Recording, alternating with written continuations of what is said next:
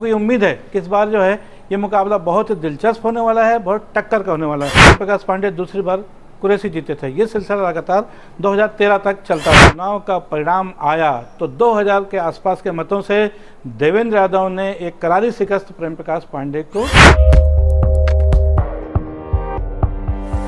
छत्तीसगढ़ में कुछ सीटें ऐसी हैं जो कि अपने नाम से पहचानी जाती हैं। यहाँ का विधायक होना भी अपना आप में एक गौरव की बात होती है। भिलाई नगर विधानसभा भी एक सीट है जहाँ का विधायक होना भी किसी बड़े नेता से कम नहीं है। आपको बताते चलें कि यहाँ पर 1990 में पहली बार प्रेम प्रकाश पांडे ने चुनाव जीता था इंटक नेता रवि आर्य को हरा करके। एक बार फिर वो लगातार 8वीं बार मैदान में हैं। उनके अपोजिट में जो नाम आया है वो अप्रत्याशित नहीं है। सबको मालूम था कि देवेंद्र यादव ही उनके खिलाफ एक अच्छे टक्कर देने वाले नेता हो सकते हैं, लेकिन तकनीकी कारणों से कहीं ना कहीं जो कांग्रेस की सूची जारी नहीं हो पा रही थी, तब तक पिक्चर क्लियर नहीं थी। मतलब प्रेम प्रकाश पांडे के भारतीय जनता पार्टी प्रत्याशी घोषित होने के बाद देवेंद्र यादव की जो दावेदारी आई है, मतलब उसमें एक सप्ताह का समय लग गया और दोनों ही नेता अपने आप में बहुत बड़े कट्टर प्रतिद्वंदी हैं। लोगों को ये उम्मीद है कि इस बार जो है ये मुकाबला बहुत ही दिलचस्प होने वाला है, बहुत टक्कर का होने वाला है।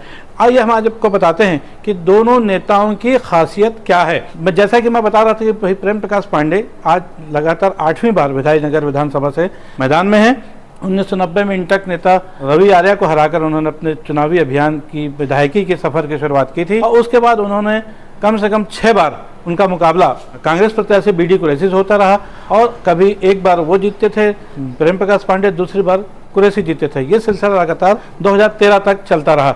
2018 में पहली बार कांग्रेस ने युवा महापौर देवेंद्र यादव को उनके खिलाफ मैदान में उतारा और अपने पहले ही कोशिश में देवेंद्र यादव ने एक बहुत ही जबरदस्त जीत हासिल की थी प्रेम प्रकाश पांडे के खिलाफ। और इसी को देखते हुए एक बार फिर 2023 में देवेंद्र यादव को प्रेम प्रकाश पांडे के मुकाबले खड़ा किया गया है। खासियत बताते चलें तो जैसे एक तरफ ये श्रमिक नेता के रूप में पहचाने जाते हैं प्रेम प्रकाश पांडे, जो कि भिलाई स्टील प्लांट के कर्मचारी भी रहे हैं। आपको एक चीज और बता दें कि प्रेम प्रकाश पांडे 1979 में साइंस कॉलेज दुर्ग के अध्यक्ष रह चुके हैं। उसके बाद भी शंकर विश्वविद्यालय में भी सेक्रेटरी रह चुके हैं। तो छात्र जीवन से ही अपने राजनीतिक सफर की शुरुआत करने वाले प्रेम प्रकाश पांडे को 1990 में पहली बार जो कि मध्य प्रदेश विधानसभा हुआ करती तब जाने का अवसर मिला था और उसके बाद उन्होंने लगातार उस पर अपना कब्जा बरकरार रखा है भारतीय जनता पार्टी की तरफ से। प्रेम प्रकाश पांडे की पहचान, चूंकि वो यूपी से जुड़े हुए हैं, यूपी बिहार के राजनेताओं का एक अलग दबदबा होता है। एक कद्दावर नेता के रूप में प्रेम प्रकाश पांडे की पहचान भिलाई में स्थापित है।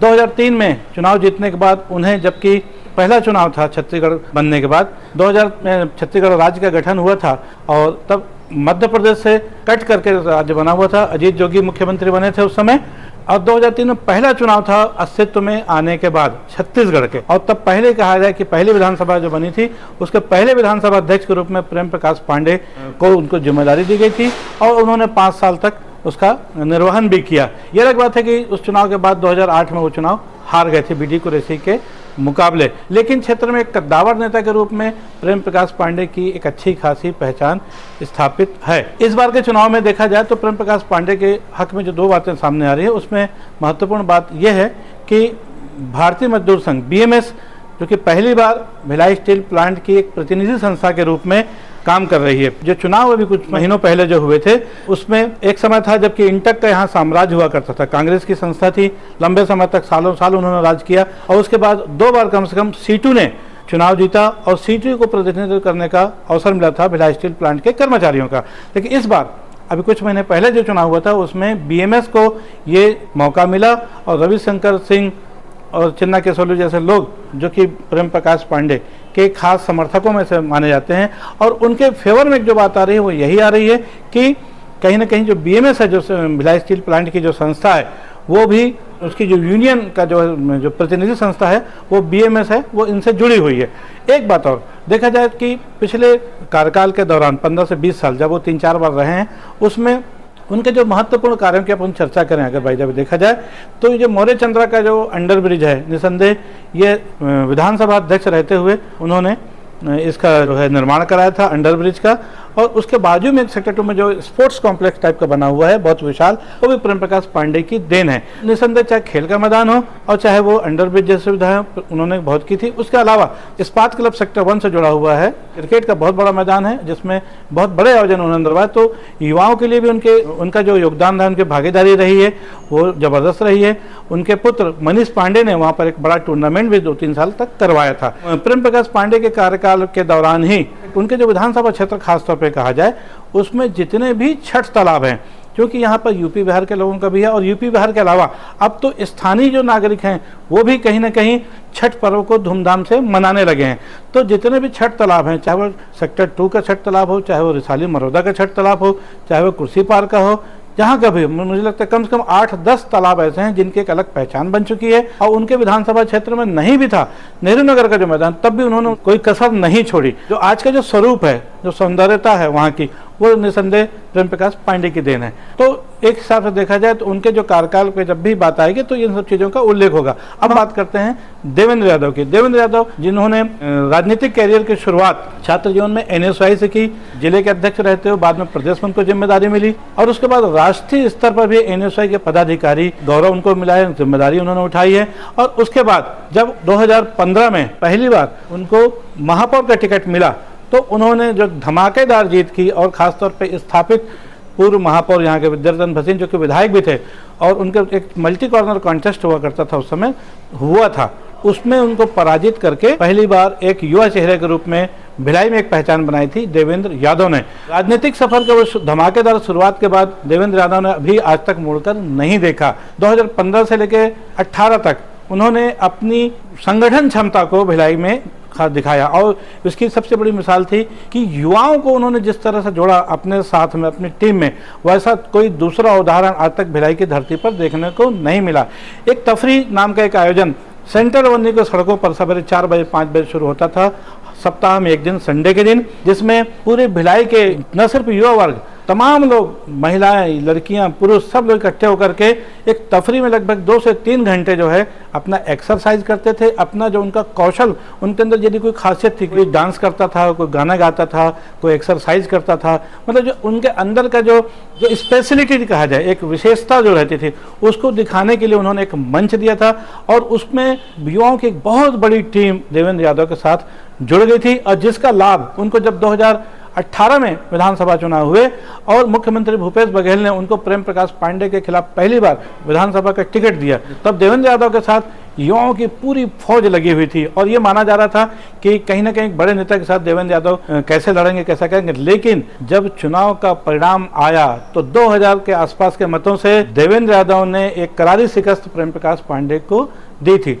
उनकी जो दिन पर दिन जो है उनके साथ युवाओं का मेला जुड़ता गया और चाहे वो सामाजिक आयोजन रहा हो, चाहे धार्मिक आयोजन रहा हो, हर आयोजनों में युवाओं की एक बहुत बड़ी भागीदारी उनके आयोजनों में देखने को मिलती रही है। आप बात करें चाहे वो महाशिवरात्रि का मामला हो, चाहे वो गंगा आरती का मामला हो, इस तरह के तमाम धार्मिक आयोजन जितने भी होते हैं उसमें बीते 5 सालों में देवेंद्र यादव ने एक जबरदस्त माहौल बनाया। एक बहुत बड़ा वर्ग इन धार्मिक आयोजनों में उनके साथ नजर आया। उसके अलावा जब मामला तीजे का आया, चाहे रक्षाबंधन का आया हो, इस साल के खासतौर पर आयोजनों में देखा जाए तो हजारों की तादाद में महिलाओं ने उनके साथ शिरकत की, रक्षाबंधन का त्यौहार बनाया और तीज का भी त्यौहार मनाया। जहाँ तक खेल संगठनों की बात करते हैं, जिस तरह से खेल में युवाओं के लिए उन्होंने प्रेम प्रकाश पांडे ने काम किया था, वैसे ही देवेंद्र यादव ने उससे 2 कदम आगे बढ़ते हुए हर सेक्टर में एक कम से कम जिम की व्यवस्था की। जो योगा करना चाहते हैं, जो अपने शरीर को फिट रखना चाहते हैं, हर सेक्टर में देवेंद्र यादव ने एक ऐसी व्यवस्था की ताकि उस सेक्टर के निवासी वहाँ पर सवेरे मॉर्निंग वॉक, शाम को इवनिंग वॉक और योगा और जिम जैसी चीज़ों का लाभ उठा सकें, जो कि स्वास्थ्य के लिए बहुत ही जरूरी होता है। बीते 2 सालों में यदि देखा जाए तो विधायक देवेंद्र यादव ने हर सेक्टर में, खासतौर पे बुजुर्गों के लिए, महिलाओं के लिए और युवाओं के लिए, चाहे वो टेनिस का मैदान हो, चाहे वो टेबल टेनिस हो, चाहे बैडमिंटन हो, ऐसे तमाम आयोजन, टर्फ भी बनाए उन्होंने। तो कुल मिलाकर देखा जाए महिलाओं के लिए भी एक बाजार भी बनाई है पावर हाउस में। तो कोई भी किसी किस्म की कसर उन्होंने नहीं छोड़ी है। युवाओं के साथ देवेंद्र यादव का जो एक समागम ऐसा है, एक जो गठबंधन इतना जबरदस्त है, देवेंद्र यादव के साथ युवाओं की जो फौज है वो इतनी बड़ी है, उसका अंदाजा आप इस बात से लगा सकते हैं कि पिछले कुछ महीनों पहले जब ईडी की रेड जो है प्रदेश के कई नेताओं के यहाँ पड़ी थी, उसमें देवेंद्र यादव विधायक का भी जद आ गई थी।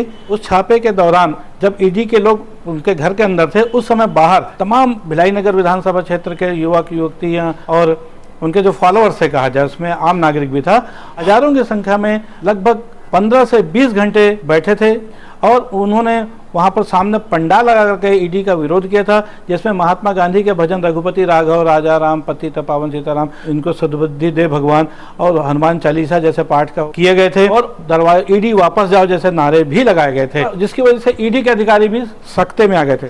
देवेंद्र यादव जब से महापौर बने और उसके बाद जब से विधायक बने तो निसंदेह हर दिन वो कुछ नया करने की सोचते रहते हैं। इसी बीच जब पिछले दिनों राहुल गांधी की भारत जोड़ो यात्रा चल रही थी केरल से लेकर के कन्याकुमारी तक के लिए, तब उस भारत जोड़ो यात्रा में भी देवेंद्र यादव की एक पूरी टीम लगभग 1 महीने तक जो है राहुल गांधी के साथ थी, जिसकी वजह से उनका एक बड़ा प्रोजेक्शन राष्ट्रीय स्तर पर भी हुआ है। ऐसी स्थिति में देखा जाए तो एक तरफ प्रेम प्रकाश पांडेय हैं जिनके साथ लगभग 30 साल का राजनीतिक अनुभव उनके साथ है, दूसरी तरफ भले ही वो 8 साल का राजनीतिक अनुभव है देवेंद्र यादव के साथ, लेकिन एक युवा शक्ति की टीम निसंदेह देवेंद्र यादव के साथ है, जो कि उनकी जो लड़ाई है उसमें एक बहुत बड़ा निर्णायक साबित हो सकती है। बहरहाल 17 तारीख को होने वाले महासंग्राम में जो कि पूर्व कैबिनेट मंत्री और कद्दावर नेता जो भिलाई के प्रेम प्रकाश पांडेय भारतीय जनता पार्टी के प्रत्याशी हैं और दूसरी तरफ देवेंद्र यादव हैं जो कि कांग्रेस के प्रत्याशी है, उनका दूसरा चुनाव है।